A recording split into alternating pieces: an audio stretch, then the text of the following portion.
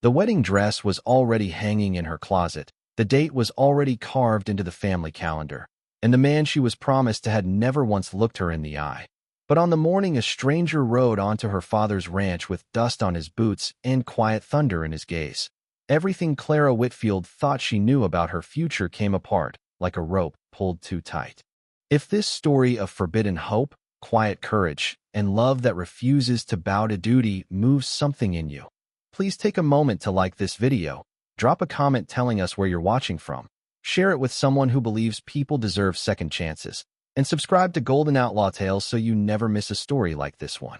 Now, let's step back into that dusty Texas morning where it all began. Clara had grown up on the Whitfield Ranch, a sprawling stretch of golden prairie in the Texas Hill Country, where her father Elias Whitfield had built an empire out of stubbornness and cattle. She was 22 years old, with sun-warmed skin and hair the color of wheat at harvest, and for as long as she could remember, her life had been mapped out by other people's hands. Her mother had died when she was 9, leaving her father to raise her alone, and grief had hardened him into a man who believed love was a luxury the practical could not afford.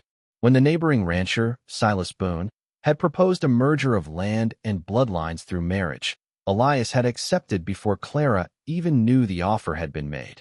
She was told, not asked. The wedding was set for the first frost of autumn, barely 4 months away. Silas Boone was not a cruel man, but he was a cold one, more interested in the acreage her father would add to his own than in the woman he would call his wife. Clara had met him only 3 times, and each time he had spoken more to her father about cattle prices than to her about anything at all. She used to lie awake at night staring at the ceiling of her bedroom, listening to the wind move through the cottonwoods outside her window, wondering if this was simply what life was for a woman born into land and legacy. Duty first, feeling never. She had stopped imagining a different kind of future because imagining it only made the ache sharper. Then, on a morning in early June, when the sky was the color of a robin's egg and the grass still wore the silver of dew, a stranger rode through the front gate of the Whitfield Ranch looking for work. His name was Jesse Calloway, and he carried nothing but a bedroll, a battered hat, and a past he didn't speak of. Elias hired him on the spot, the way he hired most drifters who showed up with strong hands and steady eyes, needing help before the summer branding season. Nobody thought much of it. Ranch hands came and went like the seasons. Nobody could have guessed that this particular hand would come to hold Clara's heart in it before summer's end. The first time Clara truly saw him, not just noticed him, but saw him, was 3 days after he arrived, when a young colt spooked during a thunderstorm and bolted toward the fence line where she had been walking. Jesse had come out of nowhere, moving faster than she thought a man his size could move, catching the colt's lead rope and steadying the frightened animal with a voice so low and calm it seemed to still the storm itself. When he turned to make sure she was unharmed, their eyes met for the first time, and something in Clara's chest turned over like a page in a book she hadn't known she was reading. He didn't look at her the way Silas did, like a line item in a business ledger. He looked at her like she was a person worth seeing. In the weeks that followed, their paths crossed more than either of them likely intended.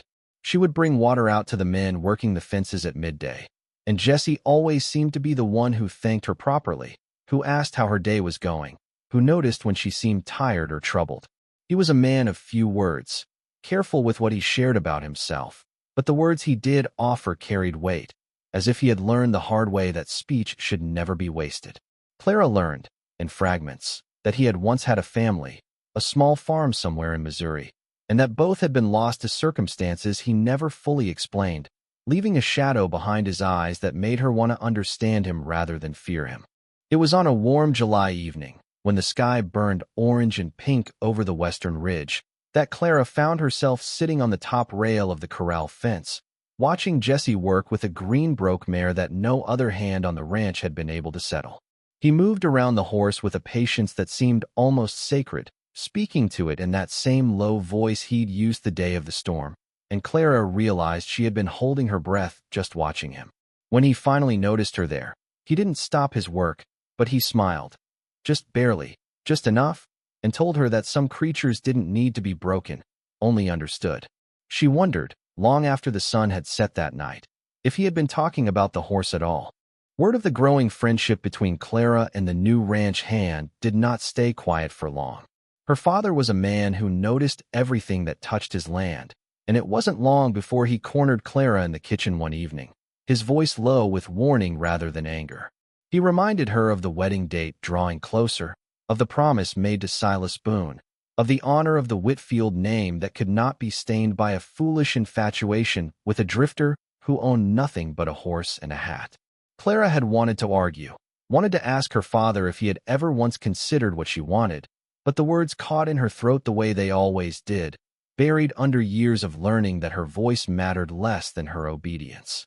She began avoiding Jesse after that conversation, telling herself it was for the best, that a woman promised to another man had no right to let her heart wander toward someone she could never have. But avoidance, she discovered, was a poor cure for a feeling that had already taken root. She would catch herself watching him from the porch as he worked the far pasture, memorizing the way he moved, the way he treated even the most stubborn animals with a gentleness that spoke of a wounded man trying to be kind despite everything he'd lost.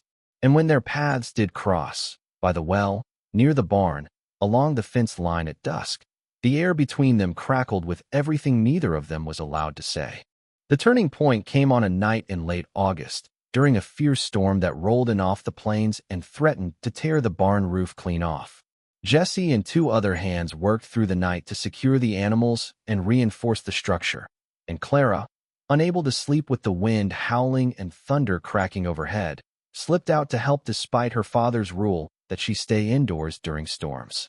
She found Jesse alone in the barn, soaked to the bone, wrestling with a stubborn latch on the hayloft door, and without thinking she climbed up to help him. In the chaos of wind and rain and flickering lantern light, with the world seeming to fall apart around them, he finally told her the truth he had carried since the day he arrived, that he had noticed her from the very first moment, that he had tried to stay away because he knew her circumstances, but that trying to stop caring for her had been like trying to stop the storm outside with his bare hands. Clara did not remember climbing down from the loft, did not remember crossing the space between them, but she remembered the moment his hand found her face, gentle as if she were something that could shatter, and the way he asked, quietly, whether she wanted him to stop before he did anything he couldn't take back. She had answered him not with words, but with the closing of the distance between them, and in that storm-lashed barn, surrounded by the scent of hay and rain and horses, she felt something she had never felt in the presence of Silas Boone. She felt chosen, not claimed. But love, however true, does not erase the world around it. The days that followed were heavy with the knowledge that time was running out. The wedding to Silas was now only weeks away. Invitations already sent to families across 3 counties, her father's reputation staked on a promise Clara had never made herself. She confided in Jesse one evening beneath the cottonwoods by the creek, her voice breaking as she admitted she saw no way out that wouldn't destroy her father, shame her family, and possibly leave Jesse blamed and run off the land, or worse. Jesse listened without interrupting, his jaw tight with the effort of controlling his own fear, and told her that he would not ask her to choose him if it meant ruining her life, but that he also could not stand by and watch her walk into a marriage that would slowly starve the very light in her that had first drawn him to her. The weeks that followed were the hardest of Clara's young life. She moved through the preparations for her wedding to Silas Boone like a ghost haunting her own future. Fittings for a dress she didn't want to wear, menus planned for a celebration that felt like a funeral for the woman she might have become. Her father, sensing her withdrawal, grew more insistent, more controlling, going so far as to forbid Jesse from working anywhere near the main house. But forbidding two hearts from finding each other, Clara was learning, was like forbidding rain from falling. It simply found another way down. The truth came out 3 days before the wedding, when Elias discovered a letter Clara had written to Jesse but never sent, tucked beneath her mattress, pouring out every fear and every hope she had never spoken aloud. His fury was a storm of its own, filled with accusations of betrayal and ingratitude, of shaming her mother's memory and destroying everything he had built. Clara, for the first time in her life, did not lower her eyes or apologize. She stood in the parlor where her mother's portrait still hung above the mantel and told her father, with a steadiness that surprised them both, that she had spent her entire life being obedient, and that obedience had never once been asked to consider whether it made her happy. She told him that she respected him, that she loved him, but that she could not marry a man who saw her as an extension of his land rather than a woman with a heart of her own. Elias Whitfield did not speak to his daughter for 2 full days after that conversation. The wedding, still scheduled, hung over the household like a blade suspended by a fraying thread. Silas Boone, when informed that Clara wished to break the engagement, responded not with heartbreak but with cold calculation, threatening to ruin the Whitfield name across the county and to call in debts that Elias had never told his daughter about. Debts that revealed the marriage had never truly been about legacy or land, but about survival, about a struggling ranch quietly drowning in obligations Clara had never known existed. If you're feeling the weight of Clara's choice right now, the fear, the hope, the courage it takes to choose your own heart, please don't scroll past without leaving a comment. Tell us what you would have done in her place. Your words mean more to this channel than you know. Learning the truth of her father's debts changed something in Clara. She understood now why he had pushed so hard, why duty had always outweighed feeling in his eyes. He was not a man without love, but a man drowning in fear, trying to save the only thing he had left. That understanding did not undo the pain of years spent unheard, but it softened the anger into something closer to grief, and grief, she realized, could be a bridge rather than a wall. She went to her father not with demands, but with a plan. She would find another way to save the ranch, one that did not require selling herself into a marriage devoid of love. She spent that final night before the wedding poring over ledgers with him at the kitchen table, the same table where her mother used to bake bread on Sunday mornings, searching for any path forward that didn't end with her walking down an aisle toward a man who saw her as collateral. It was Jesse, in the end, who offered the answer neither of them expected. He revealed, quietly and without pride, that the drifter's life he had been living was not the whole truth of who he was, that before the losses that had driven him west, he had inherited a modest but valuable claim from his own family, land with mineral rights that Missouri buyers had been trying to purchase from him for years, money he had never touched because spending it had felt like erasing the family he'd lost.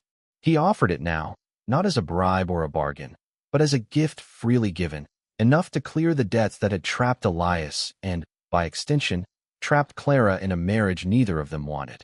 Elias refused the offer twice, his pride wrestling with his desperation, but on the third refusal, Clara took her father's weathered hands in hers and asked him, gently, whether his pride was worth more than her happiness, whether the legacy he wanted to protect meant anything if it cost his daughter the one thing her mother would have wanted for her most, a life chosen freely, and a love that saw her fully. Something in Elias broke open that night, not in defeat but in release, as if he had been carrying a weight so long he'd forgotten what it felt like to set it down. He wept for the first time since his wife's funeral, and in his tears, Clara finally saw the father she had lost long before she ever met Jesse Calloway, a man capable of tenderness, buried beneath years of survival. The wedding to Silas Boone was called off 2 days later, a decision that sent ripples of scandal through the county, but that Clara faced with a steadiness born of finally choosing her own life. Silas, stripped of the leverage his loan had given him once Jesse's gift settled the debt, retreated into bitterness and left the county within the month, his threats amounting to nothing more than wounded pride. The gossip lingered for a while, as gossip always does in small communities, but it could not touch the quiet joy that had begun to bloom across the Whitfield ranch. Autumn came, the same season that had once been marked for a marriage of obligation, and it brought instead the golden light of a different kind of beginning. Jesse did not leave when the branding season ended, as ranch hands typically did. He stayed, first as a foreman, then as something more permanent in Clara's life and her father's trust. Elias, humbled by all that had passed, watched the way Jesse treated his daughter, not as property to be managed, but as a partner to be cherished, and slowly, cautiously, allowed himself to hope that perhaps duty and love were not always opposites after all. Clara and Jesse were married the following spring, not in a hurried arrangement dictated by debt or land, but in a small ceremony beneath the same cottonwoods where they had first admitted their feelings to one another, with wildflowers instead of imported silk, and her father standing beside her not to give her away like property, but to walk her toward a future she had chosen with her whole heart. Elias, in a moment that left few eyes dry, told the gathered guests that he had spent years believing love was a luxury the practical could not afford, and that his daughter had taught him it was, in fact, the only inheritance truly worth passing down. Years later, those who knew the story of the Whitfield Ranch would say that the finest crop it ever produced wasn't cattle or cotton, but courage. The courage of a young woman who dared to want more than what was arranged for her, and the courage of a father who learned, late but not too late, that loving his daughter meant setting her free. Clara often stood by that same corral fence in the evenings, watching her husband work with the horses just as he had the very first time she saw him truly, and she would think of how close she had come to a life without this kind of joy, a life measured only in acreage and obligation rather than laughter and tenderness. And every single time, she felt the same quiet gratitude that on one ordinary June morning, a stranger had ridden through her father's gate, and her whole world had quietly, irrevocably, changed for the better. If this story of forbidden love, family, and the courage to choose your own heart touched something inside you, please don't let this moment pass without leaving a comment below. We would love to hear which part moved you the most, and whether you believe, like Clara did, that it is never too late to choose a different path. And before you go, please take just a moment to like this video, share it with someone who needs to believe in second chances today, and subscribe to Golden Outlaw Tales so you never miss the next story of hope, love, and quiet courage that we bring to life for you. Thank you for riding along with us through Clara and Jesse's story. Until next time, may you always have the courage to follow where your own heart truly leads.